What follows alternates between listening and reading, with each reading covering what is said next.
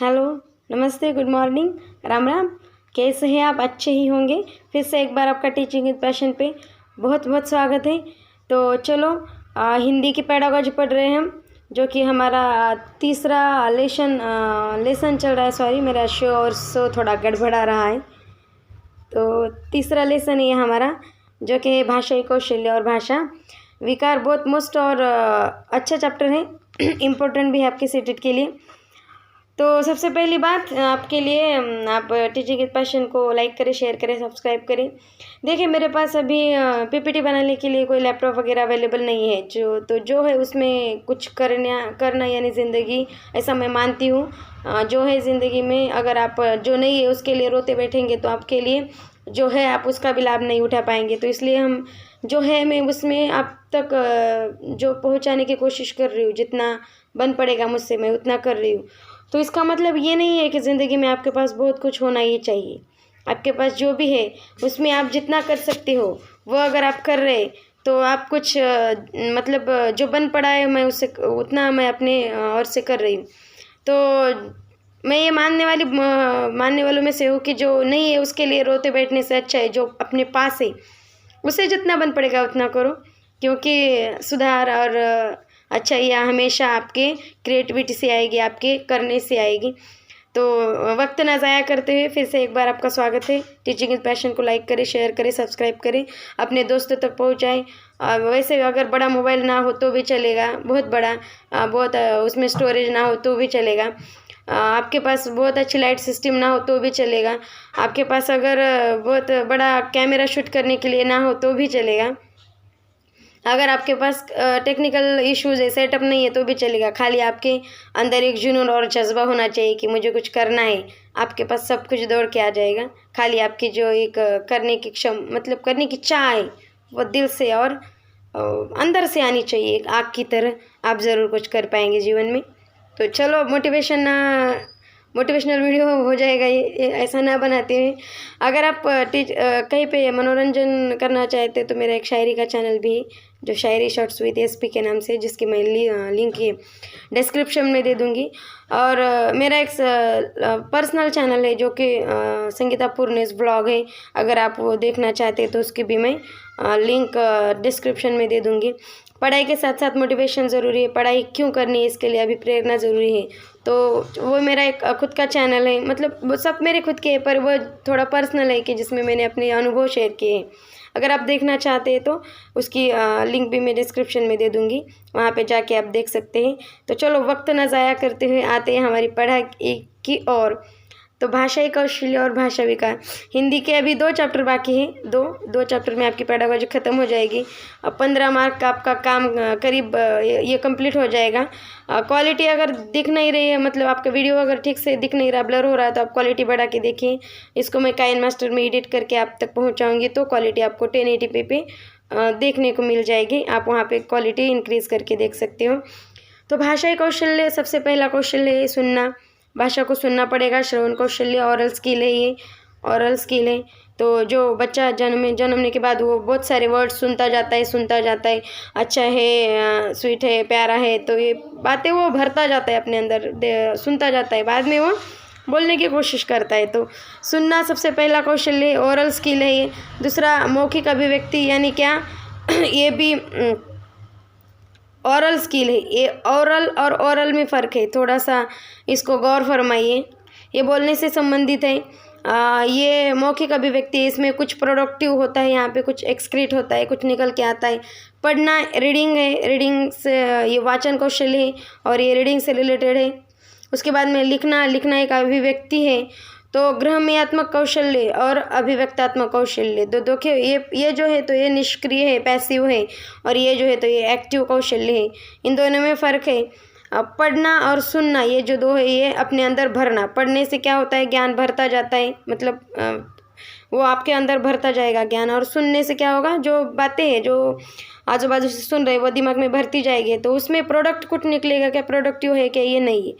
पर ये जो सक्रिय एक्टिव 2 कौशल्य है, जो बोलना और लिखना है, तो ये बोलना 2 नंबर का और लिखना 4 नंबर का ये क्या है, प्रोडक्टिव कौशल्य। इसमें कुछ निकल के आएगा।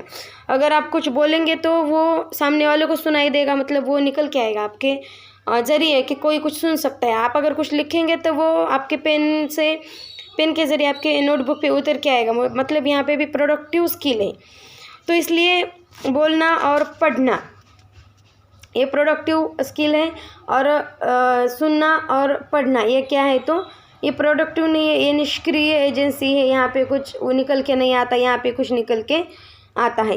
इतनी बात अब अगर आपको समझ में आई है तो अच्छा है। और अब आगे बढ़ते हैं। भाषाई कौशल्य को सीखने का एक सही क्रम है। भाषा को सीखने का भाषा है तो उसको सीखना है आपको, तो उसका एक सही क्रम है। सबसे पहले सुनना, बाद में बोलना, बाद में पढ़ना, बाद में लिखना, यानी सुबो पाली, सु बो प ली, ये आपका सही क्रम है भाषा सीखने का, भाषा के कौशल्य। अगर 2-2.5 साल का बच्चा है, आपने उसके हाथ में पेन दे दिया और पेन के ज़रिए उसने कुछ आड़ा टेढ़ा लाइनें बना दी, तो वो लिखना है क्या, नहीं है, वो क्या है, तो वो फिर सबसे पहले लिखना आ जाएगा अगर वैसा क्रम लगाएंगे। पर अगर आप एक सही क्रम लगाएंगे जिसमें सबसे पहले सुनेगा बच्चा, सुनने के बाद वो उसको बोलने की कोशिश करेगा, वो उसको बोलेगा, उसके बाद में पढ़ेगा उसको, और सबसे बाद में लिखेगा। यानी लिखना थोड़ा ज़्यादा कॉम्प्लिकेटिव है, सबसे ज़्यादा मुश्किल है। तो आगे बढ़ते हैं। श्रवण कौशल्य के कुछ सोपान हैं, कुछ स्टेप्स है। अब श्रवण है सबसे पहला, तो श्रवण के सुनने के कुछ कौशल्य हैं। सबसे पहले सुनना आएगा, ध्वनि कानों तक पहुंचना, और उसके बाद में अर्थ ग्रहण करना। ध्वनि जो है, वाक्य जो है, समाज के लोग जो बोलते हैं, आजू बाजू के माहौल के लोग जो बोलते हैं, वो सबसे पहले बच्चे के कानों तक पहुंचेगी वो ध्वनि। बाद में वो उसका अर्थ ग्रहण करेगा, बाद में वो उसको बोलने की कोशिश करेगा। पर उससे पहले श्रवण कौशल विकसित करने की कुछ विधियाँ हैं। अब श्रवण यानी सुनना विकसित करना है, उसको डेवलप करना है, तो उसकी कुछ विधियाँ हैं, कुछ स्टेप्स है, कुछ मेथड्स है। सस्वर वाचन, एक अच्छा लय के साथ पढ़ना, लय के साथ वाचन करना, ये श्रवण कौशल्य को बढ़ाने की, डेवलप करने की एक विधि है। प्रश्नोत्तर विधि, अगर प्रश्न पूछे जाएंगे तो प्रश्न का उत्तर देने के लिए आपको उस क्वेश्चन को ठीक से क्या करना पड़ेगा, सुनना पड़ेगा, तब जाके आप उस प्रश्न का उत्तर दे सकते हैं। कहानी कहना और सुनना, कहानी सुनेंगे और कहेंगे तो वो भी क्या है, कौशल्य है, श्रवण कौशल्य को डेवलप करने का। क्योंकि कहानी को सुनने के लिए आपको ध्यान देना पड़ता है वहाँ पे, और कहानी बाद में अगर किसी को बतानी है तो उसको याद रखना पड़ता है, मतलब ठीक से सुनना पड़ता है कॉन्सेंट्रेटली, तब जाके आप उस कहानी को दूसरों को बता सकते हो। उसके बाद में श्रुतलेख लिखने से संबंधित है। श्रुतलेख है जो आपने देखा होगा, एक टीचर कुछ लाइनें बोलता है और बच्चे उसको सुन के लिखते हैं। तो सुन के लिखने के लिए क्या करना पड़ता है, जो कॉन्सेंट्रेटली सुनना पड़ता है, तब जाके वो लिखना आता है। भाषण है, भाषण करने के लिए ठीक से कौन सी लाइन कहाँ पे यूज़ करनी है, कौन सा लफ्ज़ कहाँ पे यूज़ करना है, तो इसके लिए भाषण में भी बहुत ज़्यादा कौशल्य लगता है। भाषण एक श्रवण कौशल्य को डेवलप करने का एक सोपान है, एक विधि है। वाद विवाद यानी डिबेट। आपने कभी डिबेट में भाग लिया है क्या? डिबेट एक ऐसा माध्यम है जिससे अगर आपको अपनी बात वहाँ पे कहनी है तो सामने वाले की बात आपको सुननी पड़ती है ठीक ठाक से, तब जाके अपनी बात आप वहाँ पे कह सकते हो। तो यहाँ पे सबसे ज़्यादा इम्पोर्टेंट है आपको जो आप कह रहे हो वो आपको सबसे पहले दूसरे क्या कह रहे हैं तो सुनना पड़ेगा, बाद में आपको अपनी बात कहनी पड़ेगी। तो इसके लिए चर्चा सत्र आयोजित करना ज़रूरी है, तब जाके वाद विवाद में आप क्या कर सकते हो, श्रवण कौशल्य को डेवलप कर सकते हो। उसके बाद की मौखिक अभिव्यक्ति आएगी और बोलने से संबंधित है। पहला सुनने से संबंधित था, ये बोलने से संबंधित है। तो इसमें इसकी जो कुछ विधियाँ है, सस्वर वाचन यानी वही जो ठीक ठाक से लयबद्ध वाचन, कविता पाठ करना, कविता को याद करना, चित्र वर्णन करना। आप एक चित्र दिखाया बच्चों को आपने, तो वो क्या करेंगे, उसको वर्णन करेंगे उसका कि यहाँ पे बॉल है, यहाँ पे बैट है, यहाँ पे कोई क्रिकेट खेल रहा है, बाउंड्री कैसी है, कितनी दूर है, क्या है। कोई निसर्ग चित्र बोल दिया आपने उसके सामने रखा, तो वो उसका चित्र वर्णन करेगा, ठीक ठाक से लिखेगा कि उसमें नदी कहाँ है, झरना कहाँ है, पेड़ कहाँ है, पौधे कहाँ है, किस तरह का वो चित्र है, उसमें हरियाली कैसी है, उसमें कुछ अगर जानवर चर रहे, चारा खा रहे तो वो कैसे, मतलब वो पूरा वर्णन करेगा। उसके लिए उस चित्र को ऑब्जर्व करेगा। उसके बाद में संवाद है, संवाद यानी चर्चा, बातें करना। तो उसमें भी मौखिक बोलना लाजमी है कि आप अगर बातें करेंगे तो समाज में बातें करके आपकी बहुत सारी जो बात करने की कौशल्य वो डेवलप हो जाएगी। वाद विवाद वही डिबेट है, डिबेट में आपको ज्ञान हो जाता है कि कौन सा वाक्य कहाँ पे यूज़ करना है और किस तरह से आपको डिबेट करनी है। भाषण वही आगे फिर से आया, भाषण करने से क्या होगा कि जब आप भाषण करते हो तो भाषण में आपको कौन सा प्रसंग कहाँ पे रखना है, किस तरह से भाषण की शुरुआत करनी है, किस तरह से उसका अंत करना है, बीच में क्या बोलना है और ऑडियंस क्या चाहती है, उस ऑडियंस के चाहने के मुताबिक आप किस तरह से भाषण दे सकते हो, यहाँ पे आएगा। उसके बाद में नाटक मंच है, नाटक मंच में भी आपका बोलना विकसित हो सकता है। मौखिक अभिव्यक्ति किस तरह से कि समझो आपको कोई पार्ट दिया है, कोई पात्र दिया है, आपको निभाने के लिए रोल दिया है, तो आप उस रोल को निभाने के लिए आपको उसी वक्त उस एक टाइम पे परफेक्ट आपको वहाँ पे आके कुछ आपकी जो बातें बोलनी पड़ती है, आपको अभिनय वहाँ पे सादरित करना पड़ता है, तो ये भी एक साधन है। आगे बढ़ते हैं। आप वाचन कौशल्य 3 नंबर का आएगा। वाचन कौशल्य के कुछ कौशल्य है, वाचन कौशल्य को किस तरह से डेवलप करते हैं, सोपान उसके स्टेप्स है, कुछ रीडिंग से रिलेटेड है ये। प्रात्यक्षिकरण यानी चित्र दिखाकर वर्णन दिखाकर पढ़ना। तो अब चित्र दिखाना कोई और वर्णन करना और पढ़ना यानी क्या, तो किसी भी चित्र को दिखाकर आपको उसका वर्णन बच्चों को बोलना पड़ेगा कि इसका वर्णन करो, ये क्या है, तो बच्चे बोल देंगे कि उसमें कहाँ पे क्या है, कहाँ पे निसर्ग चित्र है, कहाँ पे अगर कोई साइंटिफिक चित्र है, पिक्चर है, तो बताएंगे बच्चे कि वहाँ पे कहाँ पे कौन सा ग्रह है, कहाँ पे कुछ है। तो जो अगर उनको आपने भौगोलिक कोई चित्र दिखाया तो बता देंगे आपको कि कहाँ पे पृथ्वी है, पृथ्वी के आजू बाजू में कौन सा ग्रह घूमता है, पृथ्वी कितने नंबर पे आती है अपनी अर्थ। ये बहुत सारी बातें हैं। जो सन कहाँ पे है, सन का टेम्परेचर कैसा होगा, उसके बाद में मून कहाँ पे होगा और जो बृहस्पति है वो कहाँ पे होगा, ये सब कुछ जो बातें हैं, तो वो बच्चा क्या करेगा, तो वो चित्र देखकर वर्णन करेगा। वो अर्थ ग्रहण करने से संबंधित इम्पोर्टेंट है, प्रयोग करना पड़ेगा बच्चों को, कुछ प्रयोग दिखाएंगे आप, तो वो वहाँ पे भी उनका जो वाचन कौशल्य है, जो रीडिंग से रिलेटेड कौशल्य वो डेवलप होगा। और वाचन प्रकार को डेवलप करने के पठन के कुछ प्रकार ऐसा स्वर वाचन आएगा, उसमें लाउड रीडिंग यानी ज़ोर ज़ोर से पढ़ना।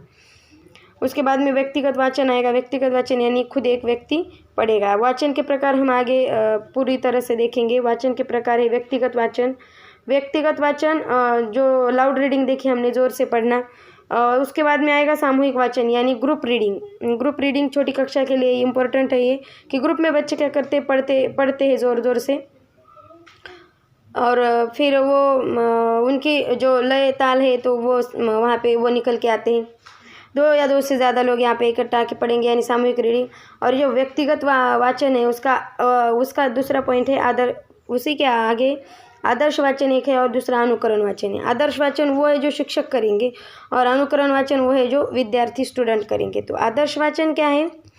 आदर्श वाचन बच्चे मतलब शिक्षक पढ़ते जाएंगे, बच्चे उसको ऑब्जर्व करेंगे, सुनेंगे कि शिक्षक किस तरह से पढ़ रहे। तो यहाँ पे बहुत बड़ी बात निकल के आती है, अगर शिक्षक ही स को श बोलेंगे तो बच्चे भी क्या करेंगे, उनका आदर्श करके वो भी श को स बोलेंगे। इसलिए भाषा शिक्षक है तो उसकी भाषा पे बहुत ज़्यादा अच्छे से पकड़ होनी चाहिए, वो उसमें पारंगत होना चाहिए, तब जाके वो भाषा ठीक ठाक से बच्चों को सिखाएंगे। नहीं तो फिर एक अगर शिक्षक है जिनको हिंदी अच्छे नहीं आती और वो अगर श को स बोलते हैं तो बाद में बच्चे भी श को स बोलेंगे और वो श का स बन जाएगा।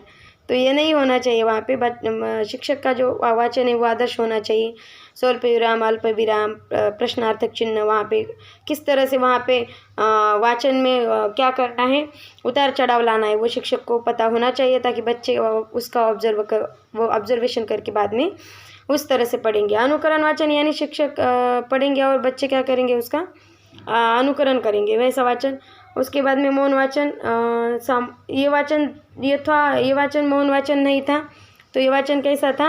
ये वाचन सस्वर वाचन था। मतलब क्या, यहाँ पे ज़ोर से पढ़ना, सस्वर पढ़ना, दूसरों को सुनाई दे ऐसा पढ़ना। और ये जो है तो दूसरा है हमारा मौन वाचन। मौन वाचन यानी मन ही मन में पढ़ना, खुद ही खुद गालियाँ देना, दूसरों को गालियाँ देना, खुद ही मन में किसी बड़े से बड़े व्यक्ति को सुनाना, यानी मौन वाचन। मतलब मौन मतलब अंदर ही अंदर, मन के अंदर बातें बोलना, मन में पढ़ना। ग्रहण, इस पे 2 प्रकार है, एक ग्रहण अध्ययन है, दूसरा द्रुत वाचन है। ग्रहण अध्ययन यानी क्या, तो सूक्ष्म गहनता, डीप रीडिंग। मतलब अगर कोई नॉवेल पढ़ रहे, कादम्बरी पढ़ रहे हो, तो उसका अर्थ लगाते हुए ठीक से उस कादम्बरी में डूब जाना और पढ़ना उसको। जैसे कि रीडिंग में आपने देखा होगा कुछ लोग इतने डीपता से पढ़ते हैं, उनके आगे पीछे कौन क्या बातें कर रहा है उनको कुछ सुनाई नहीं देता, इतना वहाँ पे इन्वॉल्व होके डीप रीडिंग करना, मग्नता से पढ़ना यानी गहन अध्ययन। और दूसरा है द्रुत वाचन यानी गति से पढ़ना, मतलब से अर्थ से कोई मतलब नहीं, वहाँ पे खाली पढ़ना जाना, पढ़ते जाना है, मतलब कुछ भी निकले उसका कुछ लेना देना नहीं, खाली वो पैसेज कंप्लीट करके निकल जाना, मतलब द्रुत वाचन। तो ये 2 वाचन के प्रकार थे, आपको एग्ज़ाम में ज़रूर पूछेंगे, तो थोड़ा सा आप उसको ध्यान से पढ़िए। अब वाचन विधियाँ है, वाचन को डेवलप करने की कुछ विधियाँ है। वर्ण विधि, अ ब क, पहले डेवलप करना पड़ेगा, अ ब क जैसे बच्चे पढ़ते हैं। उसके बाद में आएगा शब्द विधि, शब्द को पढ़ना आना चाहिए, गाँव, खुशबू, ये 2 शब्द यहाँ पे लिखे मैंने, तो शब्द पढ़ना आना चाहिए। उसके बाद में वाक्य विधि यानी वाक्य पढ़ना आना चाहिए। 1 मिनट में आपका अपना मोबाइल एरोप्लेन करा देती हूँ, आपको आसानी होगी, डिस्टर्ब नहीं होगा। वाक्य विधि यानी वाक्य पढ़ना। उसके बाद में कविता विधि यानी कविता पढ़ना। तो कविता विधि यानी कविता पढ़ना, कविता ज़ोर ज़ोर से पढ़ना, कविता ठीक ठाक से पढ़ना यानी कविता विधि। उसके बाद में अभी लिखित अभिव्यक्ति 4 नंबर का है, ये 4 नंबर का है लिखित अभिव्यक्ति। 4 ही कौशल्य है हमारे, ये आखिरी कौशल्य है, राइटिंग से रिलेटेड है ये। लेखन का प्रकार, लेखन प्रकार सुलेख लेखन है, सुंदर लेख, सुंदर चिन्हपूर्ण लेखन, मतलब कहाँ पे क्वेश्चन मार्क देना है, कहाँ पे पूर्ण विराम देना है, क्या कहाँ पे उद्गारवाचक देना है, कहाँ पे पूर्ण विराम देना है। अब हिंदी का पूर्ण विराम ये है, मराठी का पूर्ण विराम ये है, तो कहाँ पे ये यूज़ करना है। तो ये चिन्हपूर्ण लेखन, 2 शब्दों में कितना अंतर देना है, तो ये सब कुछ यहाँ पे आता है। सुलेख यानी सुंदर लेख, जिसको मराठी में क्या कुछ लफ्ज़ है, सुंदर हस्ताक्षर लिखना। तो अनुलेख है दूसरा, अनुलेख यानी क्या, तो यहाँ पे डिक्टेशन और इमला भी बोलेंगे उसको, नहीं अनुलेख को अनुकरण करके लिखना बोलेंगे। तो ये कुछ बनाया है और बच्चों को ऐसे देते हैं, छोटे बच्चों को, तो आप इसको क्या करो, पूरा करो, तो बच्चे क्या करेंगे फिर उसका इस तरह से इसका बनाएंगे। तो अनुकरण करना, अनुकरण करके लिखना। 3 नंबर का है श्रुतलेख, श्रुतलेख यानी डिक्टेशन इमला सुनकर लिखना। तो शिक्षक बोलेंगे और स्टूडेंट क्या करेंगे, उसको सुनकर लिखेंगे, यानी क्या, तो डिक्टेशन और अनुलेख, श्रुतलेख यानी क्या, कौन सा लिखन की, डिक्टेशन शिक्षक बोलेंगे और बच्चे सुनकर वो लिखेंगे। यहाँ पे क्या होगा, उनका लेखन कौशल्य बहुत ज़्यादा डेवलप होगा। तो श्रुतलेख एक इम्पोर्टेंट लाइन है, इसको आप अंडरलाइन कर दीजिए। श्रुतलेख से वर्तनी की अशुद्धियाँ कम हो सकती है। प्रश्न पूछा जाएगा आपको स्टेट में कि वर्तनी की अशुद्धियाँ किस जरिए और कैसे दूर हो सकती है। तो श्रुतलेख के जरिए वर्तनी की अशुद्धियाँ दूर हो सकती है। तो अब आगे बढ़ते हैं, भाषाई विकार। अब भाषा को भी कुछ अड़चने आ सकती है, भाषा को भी कुछ विकार हो सकते हैं, भाषा में भी कुछ परेशानी आ सकती है। भाषाई विकार, लर्निंग डिसेबिलिटीज़ सबसे पहले देखेंगे। लर्निंग डिसेबिलिटीज़ न्यूरोलॉजिकल प्रॉब्लम है ये नो रिएक्शन विथ IQ, इसका IQ से कुछ लेना देना नहीं। ये बच्चे भी पढ़ लिख सकते हैं, ये बच्चे भी ठीक ठाक से प्रगति कर सकते हैं, विकसित हो सकते हैं, पर प्रॉब्लम ये है कि उनके माइंडसेट में कुछ बातें इस तरह से बैठी हुई होती है कि उनको वो वैसे ही लगती है, उनको वो समझ में नहीं आती। तो सबसे पहला है लर्निंग डिसेबिलिटीज़ में सबसे पहली बात आएगी अफेजिया यानी क्या, तो सुनकर समझने में समस्या होती है। यहाँ पे बच्चों को कान में समस्या नहीं होती। सुनकर समझने में समस्या यानी उनके कान में कोई प्रॉब्लम है क्या, नहीं होती। उनको खाली अगर उनको कोई बात आपने बोल दी तो उनको वो समझने में समस्या होती है। तो ये उनकी न्यूरोलॉजिकल प्रॉब्लम है, उनके माइंडसेट में वो बातें जाती नहीं है ठीक से, इसलिए उनको वो समझ में नहीं आती। उनके माइंडसेट में एक स्कीमा बनाया होता है। तो डिस्लेक्सिया यानी सुनकर समझने में प्रॉब्लम होती है ऐसे बच्चों को। तो उसके अफेजिया यानी सुनकर समझने में प्रॉब्लम होती है। डिस्लेक्सिया यानी भाषा संबंधित ऐसी समस्या, ऐसी अक्षमता है बच्चों में जो लिखित रूप से पढ़ने में समस्या होती है। लिखित रूप से समझने में समस्या होती है मतलब अगर आपने वहाँ पे उनको सौ लिखा है तो वो उसको वॉज पढ़ेंगे, वो उनका उल्टा नज़र आएगा। आपने अगर उनको W लिख दिया तो उसको यम बोलेंगे, यम पढ़ेंगे, क्योंकि वो उनके दिमाग में उल्टा स्कीमा फिट होता है, तो इसलिए वो ठीक से पढ़ नहीं पाती। वो उनको 9 को वह 6 बोलेंगे, और 100 को वो वाज बोलेंगे। जैसे तारे ज़मीन पर में वो विशाल अवस्थी है, तो वो जिसको जब उसको पढ़ने के लिए उठाया जाता है तो वो गड़बड़ा जाता है। तो वो एक इसका एग्जाम्पल है डिसलेक्सिया का। तो उनको सुनकर डिसलेक्सिया यानी उनको क्या होता है, तो जो दिख रहा है वो उसको समझने में उनको प्रॉब्लम होती है, उसको उल्टा पढ़ते हैं। अब डिसग्राफिया है, ग्राफिया यानी ग्राफ यानी लिखना, ग्राफ यानी लिखने से संबंधित है ये। तो यहाँ पे लिखने से संबंधित ऐसी अड़चन होती है बच्चों को, ऐसी अक्षमता होती है कि वो राइटिंग से रिलेटेड है उनको। जैसे एग्जांपल दिया है मैंने डॉक्टर राइटिंग, जैसे डॉक्टर की राइटिंग समझ में नहीं आती सब लोगों को, तो डॉक्टरों को डिसग्राफिया होता है क्या? नहीं होता। बट प्रॉब्लम ये होती है कि डॉक्टर की जो राइटिंग है वो अपनी राइटिंग है उनकी, पता नहीं अब वो थोड़ी सी स्पेशल राइटिंग होती है। पर उस तरह से क्लास में भी हमने कुछ बच्चों को ऑब्जर्व किया है, आप भी करते होंगे पढ़ाते वक्त के।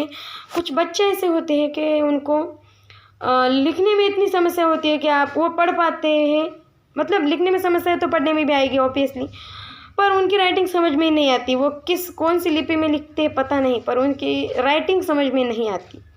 तो ऐसे भी बच्चे होते हैं जिनको 10वीं तक वो को ठीक से लिख नहीं पाते, अलग राइटिंग होती है उनकी, पता नहीं आप पढ़ ही नहीं सकते उनकी राइटिंग को, इतनी मतलब एक उड़पटांग राइटिंग होती है उनकी। तो वैसी राइटिंग यानी डिसग्राफिया। आप 3 बातें याद रखिए। अफेजिया यानी सुनकर समझने में समस्या, डिसलेक्सिया यानी देखकर पढ़ने में समस्या, पढ़ने से रिलेटेड है ये, सुनने से ये पढ़ना, 1 मिनट, ये सुनने से संबंधित है, सुनना, उसके बाद में ये पढ़ना, और ये नीचे का लिखना। आप याद रखेंगे इतना तो भी आपका एक प्रश्न सीटेट में कंफर्म हो जाएगा। तो ये साइकोलॉजी में भी, सीडीपी में भी ये जो भाषाई विकार है, लर्निंग डिसेबिलिटीज़ है, पर वहाँ पे बहुत ज़्यादा डीप है। यहाँ पे एक खाली 3-4 ही दिए वाली, आप इतनी करेंगे तो आपका काम बन जाएगा। तो ये थी कुछ हमारे भाषाई विकार और भाषा के कुछ कौशल्य जो हमने अभी पढ़े। अब ये मामला यहाँ पे ख़त्म नहीं हो जाता, आपका काम रह जाता है। आप लाइक, शेयर और सब्सक्राइब करें, लाइक, शेयर और सब्सक्राइब करें। अब देखो जो है उसमें कुछ करने की कोशिश कर रही हूँ मैं। कुछ लोगों के पास बहुत कुछ होता है पर उनकी चाह नहीं रहती कुछ करने की, तो वो कुछ भी नहीं करते, बैठे रहते हैं। ऐसा मैं किसी को ब्लेम नहीं कर रही, और मेरे पास जो है मैं उसमें आपको बहुत कुछ देने की कोशिश कर रही हूँ। पर्पज़ इतना ही है कि मैंने सेटेट क्लियर किया है, आप भी करें। पर्पज़ इतना ही है कि जो मैं कर सकती हूँ वो आप भी कर सकते हो। पर्पज़ इतना ही है, शेयरिंग में बहुत ज़्यादा मैं इंटरेस्ट मानती हूँ कि ज्ञान देने से बढ़ता है। और पर्पज़ इतना ही है कि जो मैंने किया है वो क्लियर एग्ज़ाम को तो आप भी करें, आपकी भी मैं कहीं ना कहीं काम आ सकूँ। ये नोट जो है तो ये लेट्स लर्न की जो यूट्यूबर है हिमांशी सिंह मैम, तो उनकी ये नोट्स हैं जो उनकी नहीं है, एक्चुअली उनकी खुद की नोट्स है ये, पर मैंने इसको मोनेटाइज़ करके अपनी तरह कैसे मॉडिफाई करके निकाला है इसको, क्योंकि उनकी नोट्स बहुत शॉर्ट है और उनका पढ़ाने का तरीका अलग है, क्योंकि वो बहुत बड़ी यूट्यूबर है और वो नेशनल लेवल के एग्ज़ाम में मतलब UPTAT वगैरह, DSSS KVS को पढ़ाती है। तो उनका जो पढ़ाने का अंदाज़ है बहुत अच्छा है और बहुत बढ़िया पढ़ाती है वो। पर वो सीटेट आपको उसमें से सीटेट को कितना आएगा वो आपकी समझ में नहीं आता, तो इसलिए ये जो मैं पढ़ा रही हूँ ये कंफर्म खाली सीटेट के लिए आता है, दूसरे भी एग्ज़ाम के लिए आता है, पर आप अभी सीटेट के लिए ही इसको मान के चलिए। तो मैंने ये कोशिश की, आपको मेरी कोशिश पसंद आएगी ऐसी मैं आशा व्यक्त करती हूँ। यहाँ पे अपेक्षा रखने में क्या ही जाता है। तो सेशन पूरा देखिए, लाइक करें, शेयर करें, सब्सक्राइब करें। और ये बहुत बड़ी यूट्यूबर हिमांशी सिंह की नोट्स से, मतलब उनको ऑब्जर्व करके मैं आपको पढ़ाती हूँ, उनकी नोट्स को ऑब्जर्व करके मैं आपको पढ़ाती हूँ। तो इसमें कुछ भी एक मार्क का भी एक लाइन भी मतलब ऐसी ज़ाया जाने वाली नहीं, हर एक लाइन आपको परीक्षा में, एग्ज़ाम में काम ही आने वाली है। तो आप इसको डीप से पढ़िए और be on constant with your self, अपने साथ बने रहिए, क्योंकि आप अपने आप को जितना जानते हैं उतना आपको कोई नहीं जानता। और जो है आप बहुत अच्छे हैं, जो आप कर रहे हो उसको दिल से करिए, मन को लगा के करिए, पैशन ला के करिए, क्योंकि teaching is a passion. Teaching में अगर आप पैशनेट करेंगे खुद को तो आप ज़रूर करेंगे। मैंने सिर्फ 2 महीने में सीटेट पास किया है। अपने आप को ट्रस्ट करिए अपने आप पर कि मैं कर सकता हूँ। अब आज भी शुरू करेंगे तो भी आप सीटेट को क्वालिफाई तो ज़रूर कर पाएंगे। तो वक्त ना ज़ाया करते हुए हम यहाँ पे रुक जाते हैं। अब पिछले वीडियो जो है हिंदी के तो आप पूरे देखिए, ताकि आपको ये भी समझ में आएगा। अभी खाली 2 पीरियड में 2 सेशन में आपका ये पूरा हिंदी ख़त्म हो जाएगा। उसके बाद में हम इसकी प्रैक्टिस करेंगे हिंदी की। और अगर आपका कोई सवाल है, आपकी कोई समस्या है, आपको किसी और सब्जेक्ट की भी नोट्स चाहिए, जैसे मेरे पास इन्वायरमेंट की, पर्यावरण की, प्राइमरी का जो पेपर है उसकी भी अच्छी नोट्स है, विज्ञान की भी अच्छी नोट्स है, जो 6 to 8 का साइंस है उसकी। तो अगर वो आपको वो चाहिए, मैथ की, पेडागोजी की भी है, आपको वो अगर चाहिए तो आप कृपया कमेंट में छोड़ दीजिए। आपको जो समस्या है वो मैं आपको उस पर ज़रूर एक्शन लेने की कोशिश करूँगी। अभी के लिए रुक जाते हैं। जय हिंद, जय भारत।